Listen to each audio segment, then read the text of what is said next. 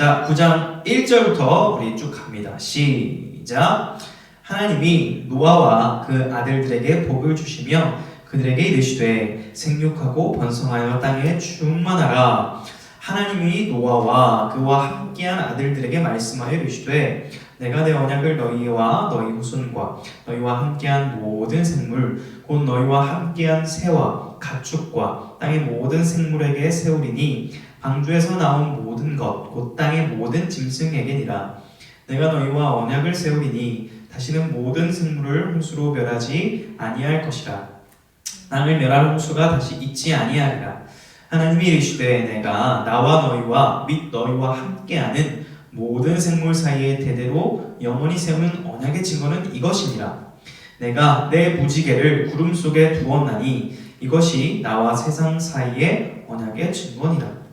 내가 구름으로 땅을 덮을 때에 무지개가 구름 속에 나타나며 내가 나와 너희와 및 육체를 가진 모든 생물 사이에 내 언약을 기억하리니 다시는 물이 모든 육체를 멸하는 홍수가 되지 아니할지라. 무지개가 구름 사이에 있으리니 내가 보거나 하나님과 모든 육체를 가진 땅의 모든 생물 사이에 영원한 언약을 기억하리라. 하나님이 노아에게 또 이르시되 내가 나와 땅에 있는 모든 생물 사이에 세운 언약의 증거가 이것이라 하셨더라. 아멘. 좋습니다. 긴 말씀 집중해서 잘 따라 읽었죠? 아멘이고요. 오늘 설교 제목을 한번 보도록 하겠습니다. 우리 설교 제목 한번 보겠습니다. 시작. 무지개 속에 숨겨진 사랑이라는 제목으로 우리 하나님의 말씀을 증거하도록 하겠습니다. 총총총총총총총 좀 근처로 여러분 근처로 가서 자 여러분 혹시 비 오는 날 무슨 생각해요? 구체적으로 물어보면 비 오는 날 무슨 노래 주로 이렇게 생각이 나요? 혹시 이런 노래? 비가 내리다 말다 이런 노래가 생각나요? 아니면 이런 노래?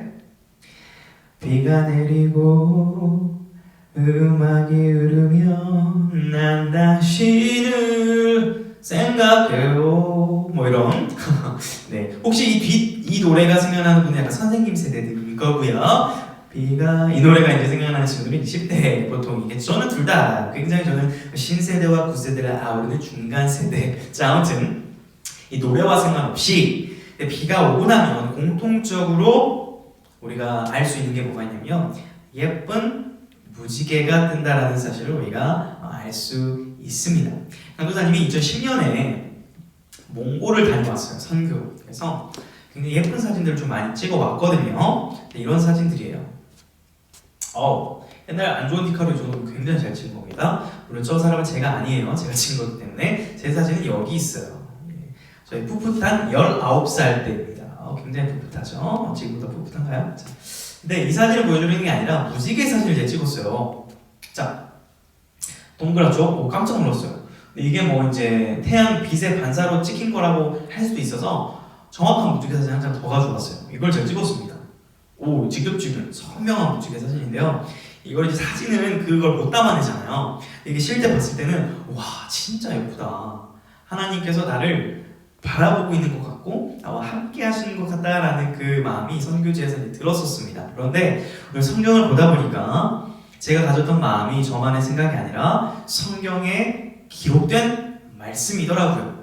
오늘 우리가 읽었던 이 본문은 우리가 노아 언약 혹은 무지개 언약이라고 부를 수 있는 본문을 우리가 읽었습니다. 우리가 무지개에 어떤 의미가 있는지는 이제 설교가 끝날 때쯤 여러분 마음속에 그렇구나 이렇게 따라오면 알게 될 것 같고요. 무엇보다 오늘 말씀을 통해서 강도사님 원합니다. 여러분이 이제 앞으로 비 오는 날 무지개를 볼 때 좋다 예쁘다 우울하다 이런 생각이 아니라 오늘 말씀을 통해서 하나님의 깊은 사랑을 그러니 묵상할 수 있는 그런 해가 있기를 축복합니다. 자, 본론으로 한번 이제 들어가 보도록 하죠. 오늘 부분에 대해서. 자, 첫 번째 우리가 좀 던져봐야 될 질문은 노아 홍수는 why? 왜 일어났는가? 이렇게 질문을 할 수 있겠죠. 답은 매우 간결합니다. 그 답은 인간의 죄악이 온 세상에 가득했기 때문입니다. 우리 창세기 6장 말씀을 한번 같이 읽어볼게요. 시작. 여호와께서 사람의 죄악이 세상에 가득함과 그의 마음으로 생각하는 모든 계획이 항상 악할 뿐임을 보시고 땅 위에 사람 지으셨음을 한탄하사 마음에 근심하시고 이르시되 내가 창조한 사람을 내가 지면에서 쓸어버리되 사람으로부터 가축과 기는 것과 공중의 새까지 그리하니니 이는 내가 그것들을 지었음을 한탄함이니라 하시니라. 여러분, 창세기를 우리가 배우고 있죠. 창세기 1장에 보면 하나님이 모든 만물을 창조하시고 뭐라고 말씀을 하셨을까요? 보기에 심히 좋았다, 이렇게 말씀을 하셨거든요. 근데 불과 지금 1장에서 9장에 왔는데 이 창세기 3장 사건에서 뭘 배웠죠? 인간의 반역, 하나님 나라의 왕이신 하나님을 반역하는 죄로 말미암아 이 세상이 보기에 좋았던 세상이 어떻게 됐습니까? 죄로, 악함으로 가득 차버리는 이 비참함을 오늘 말씀에서 하나님이 고발하고 있는 것이죠. 여러분, 이 고대 사회에서는요, 살인, 폭력, 근친상간 등 입에도 담기 어려운 죄악들이 너무 가득했습니다. 그런데 이 창세기 6장 말씀이 몇천 년 전에 쓰여진 말씀인데 오늘날 우리에게 굉장히 따끔한 지적을 하는 것 같아요. 무슨 말이냐? 여러분, 제가 기사 제목만 좀 가져왔어요. 2021년판 기사만 가져왔습니다. 한 달도 안 된 내용들이죠. 자, 보세요. 어린이집 학대, 성폭행, 비리, 성폭행, 비리, 살해, 전 여자친구 가족까지 살해한 사건, 또 친동생을 때리고요, 또 성폭행해서 1,050년을 때리는 사건, 또 직원을 죽이고 요양병원에서 살인이 일어나고. 여러분, 물론 이제 제목이 좀 자극적이고 내용이 좀 다를 수 있지만 1월 달에만 나온 기사 헤드라인만 뽑아도 보여요. 범행이 너무 많아요. 너무 악한 세상임을 알 수 있습니다. 여전히 말이죠. 그렇기 때문에 여러분, 하나님은요, 이런 분이에요. 우리 하나님은 죄와는 가까이 하실 수 없는 공의의 하나님이시기 때문에 이 죄를 쓸어버리고 심판하실 수밖에 없는 거예요. 그래서 오늘 노아 홍수 심판이 임했다라는 거죠. 이렇게 말하면 강도사님, 그래도 창세기에서 하나님이 우리 만드셨잖아요. 우리 만들었는데 그걸 다 쓸어버리는 게 좀 잔인한 하나님 아니에요? 이렇게 말할 수 있죠. 아닙니다. 제가 설명을 좀 드릴게요. 강도사님이 반삭을 한 적이 있어요. 반삭, 뚜둥.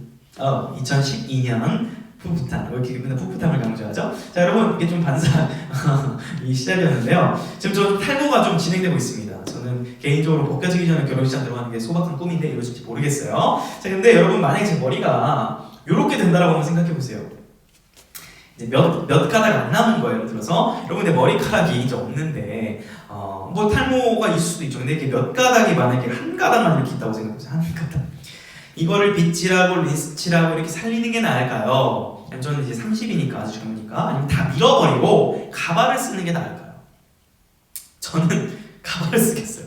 이렇게 말이죠. 이 가발은 아닙니다. 사기어플 뮬라이크. 누가 이거 보고 성형한 거 아니냐 그러는데 성형해주는 어플 맞아요. 자, 여러분, 이처럼 컴퓨터가 고장나고 아이폰이 잘 안되고 안드로이드 폰이 잘 안 될 때 하나씩 사진을 찍는 것보다 완전 재부팅을 하고 포맷을 하면 그냥 성능이 다시 새롭게 탄생하는 걸 여러분 경험할 수 있죠.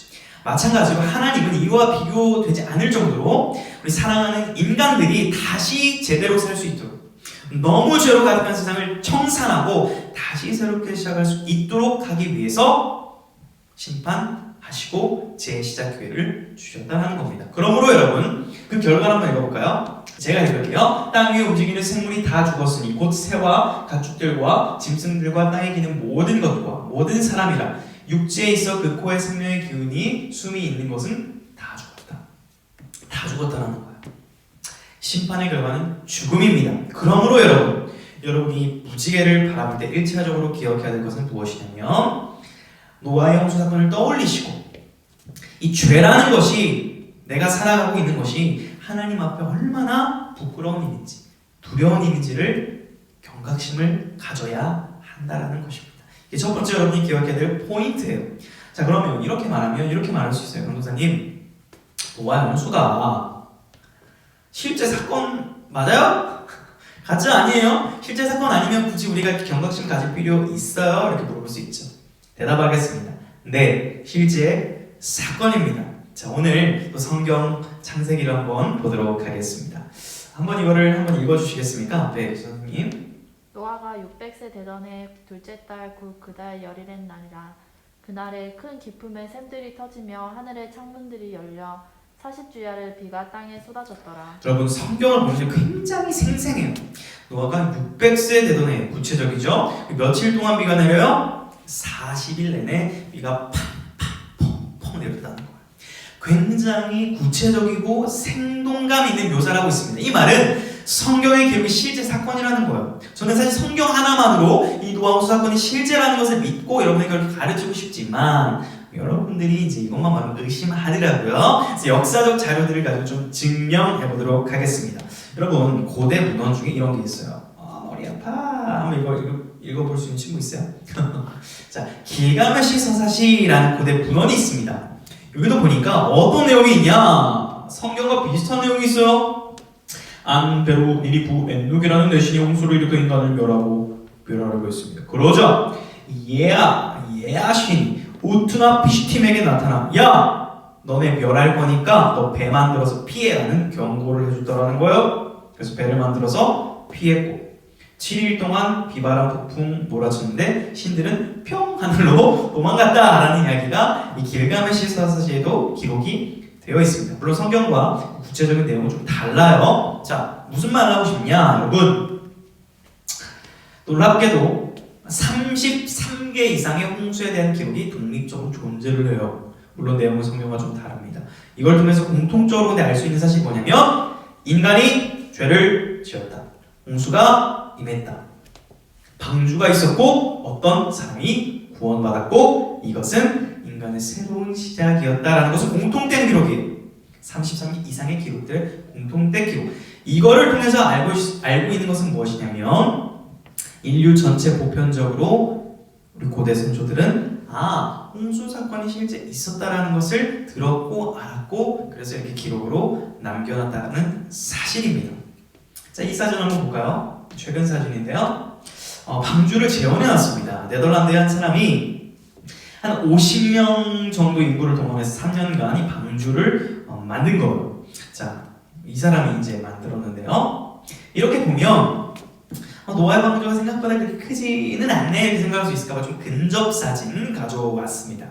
자, 미국의 켄터키주의 아크 인카운터 테마파크에 가면은 엄청난 자본을 들여가지고 이 노아 방주를 재현을 해놨습니다.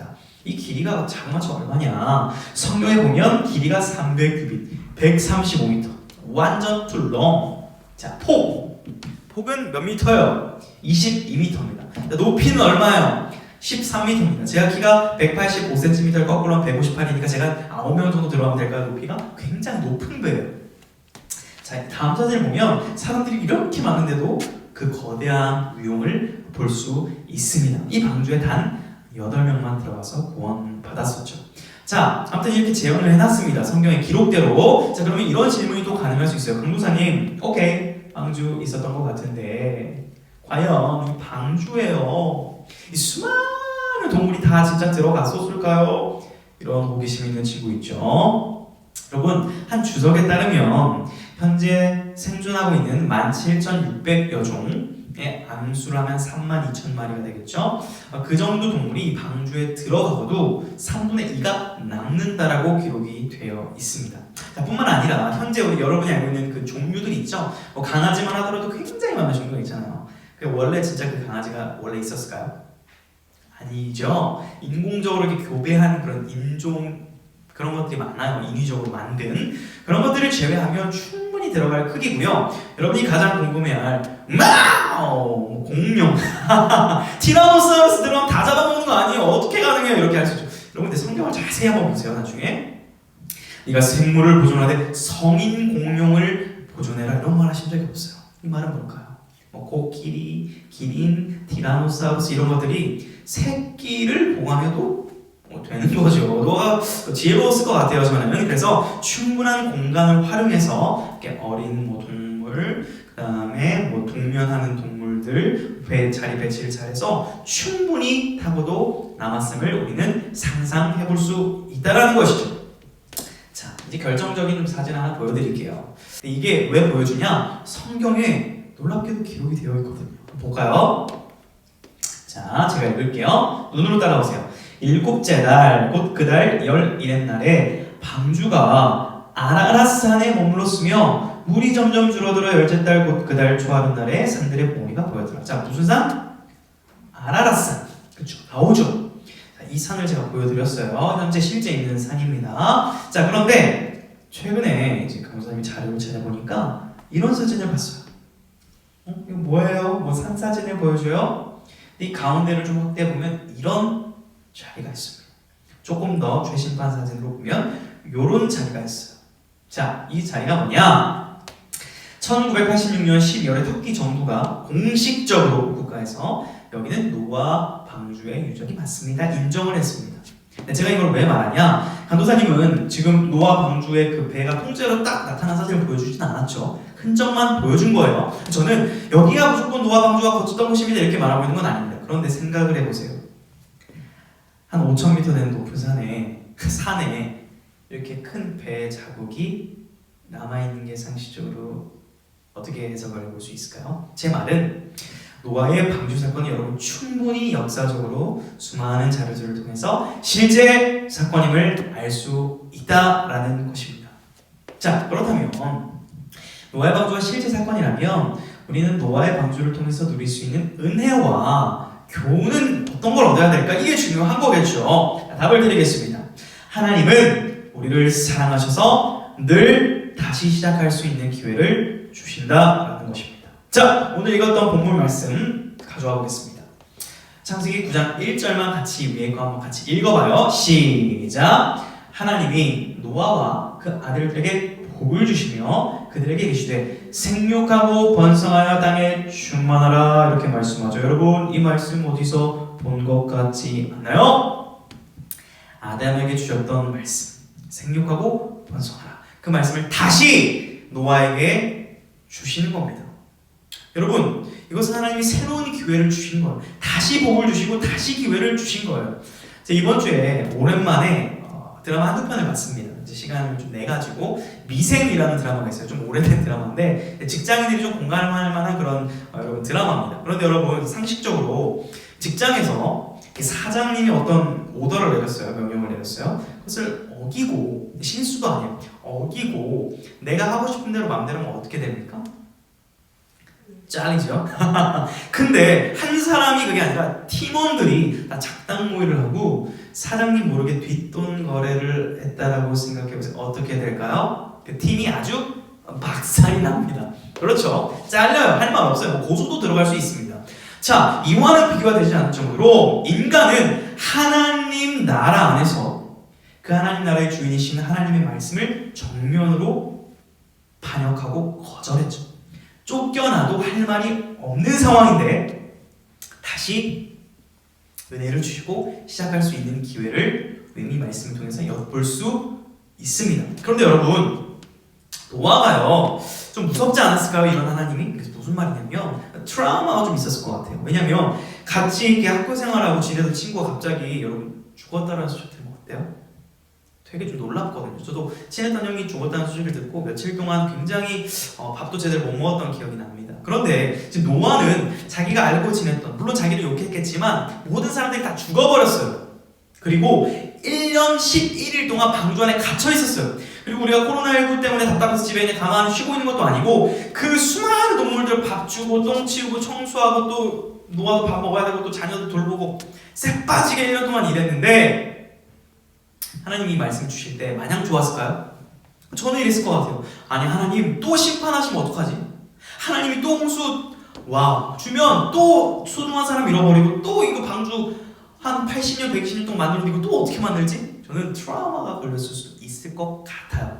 그런 두려워하는 노아에게 오늘 본문에서 하나님은 놀라운 언약의 말씀을 주십니다. 일명 무지개 언약을 한번 확인해 보겠습니다. 자, 같이 읽어요. 집에서 시작. 내가 나와 너희와 및 육체를 가진 모든 생물 사이에 내 언약을 기억하리니 다시는 물이 모든 육체를 멸하는 홍수가 되지 아니할지라. 무지개가 구름 사이에 있으리니 내가 보고 나 하나님과 모든 육체를 가진 땅의 모든 생물 사이에 영원한 언약을 기억하리라. 자, 뭐래요? 물로 심판하지 않겠다. 노아야, 두려워하지 마라. 네가 그렇게 무서워하는 이 홍수 다시 없을 거야. 왜?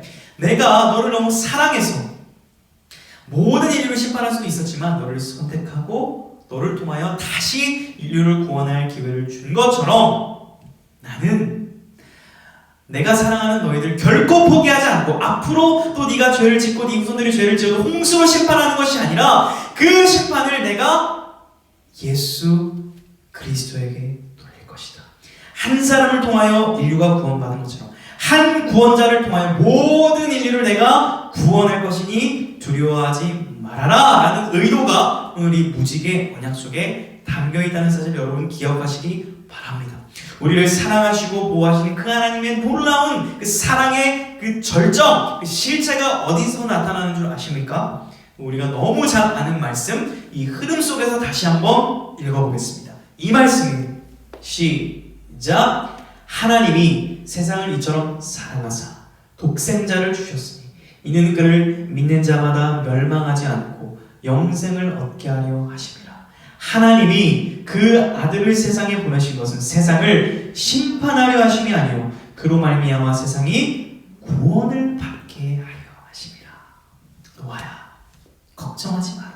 내가 모든 세상을 심판하는 게 내 마음이 아니다. 나는 너희들과 영원히 함께하고 싶은데 너희들이 그게 안 되지 않니? 내가 그 방법을 줄 것인데 그것은 바로 나의 아들 독생자 예수 그리스도를 통하여 모든 세상을 구원할 방주가 되게 하여서 너희들이 그 안에 거하기만 하면 구원 받을 것이라는 약속을 이미 노아에게 주셨던 것입니다. 할렐루야. 여러분, 우리는 이 하나님의 그 마음과 그 사랑을 묵상할 수 있어야 돼요.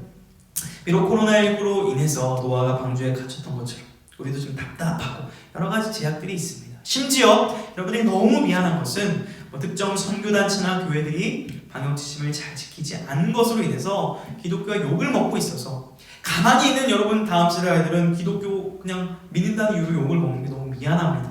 그러면 우리가 이 가운데서 그냥 가만히 있을 것인가?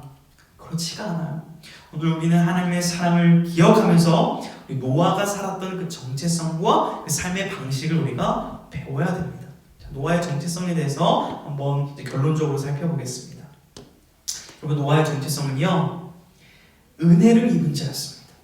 그리고 그 은혜를 입었기 때문에 하나님의 모든 말씀을 다 준행했다는 말은 다 지켰다는 말. 여러분 생각해보세요. 방주를 짓고 있을 때 친구들이 얘기했을 거야. 야, 너 멍청이야? 무슨 방주를 저 해가 지금 창창하고 좀 비도 안 올 것 같아. 무슨 마치 제가 여름에 패딩을 입고 간다고 생각해보시오. 너 미친 거 아니야? 엄청 조롱과 핍박을 받았겠지만 하나님이 방주를 만들라고 하셨으므로 만들었던 노아. 하나님이 나에게 은혜를 주셨으므로 나는 하나님 편에 서겠다라는 노아. 이것이 우리의 정체성이어야 됩니다. 여러분, 그리고 이 노아의 정체성은 어디서 가장 극치를 이룬 줄 아십니까? 바로 이것입니다. 하나님의 아들이심에도 불구하고 세상 사람들이 조롱하고 침뱉고 채찍질하고 희대의 바보라고 조롱하고 네가 유대인의 왕이냐? 너 스스로 구원해봐라 조롱당하던 예수님. 그러나 거기에 맞대응하지 않으시고 모든 하나님의 말씀을 순종하심으로 저와 여러분을 구원하신 그 예수님, 그 모든 조롱을 감내하신 주님의 사랑을 우리가 입었다면 우리도 노아처럼 예수님처럼 그 십자가의 길로 나아갈 수 있어야 할 것입니다. 여러분, 앞으로 비가 오거나 무지개를 혹시 보게 된다면 그냥 저 딸 예쁘다 이렇게 하지 말고요, 말씀의 의미를 기억하면서 이 무지개 속에 숨겨진 하나님의 사랑을 기억했으면 좋겠습니다. 나를 향하여 심판을 목적으로 하시는 것이 아니라 그 심판을 그의 아들 독생자 예수 그리스도에게 돌리시고 나를 구원하신 하나님, 그 하나님의 사랑을 무지개를 바라볼 때마다 묵상하며 찬양하고 그 사랑을 증거할 수 있는 그런 멋진 다음 세대 여러분이 될 수 있기를 주님의 이름으로 축복합니다.